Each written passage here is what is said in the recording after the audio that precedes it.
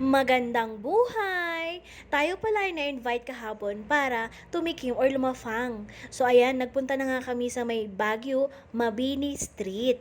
So pagpasok natin, makikita natin ang kanilang menu.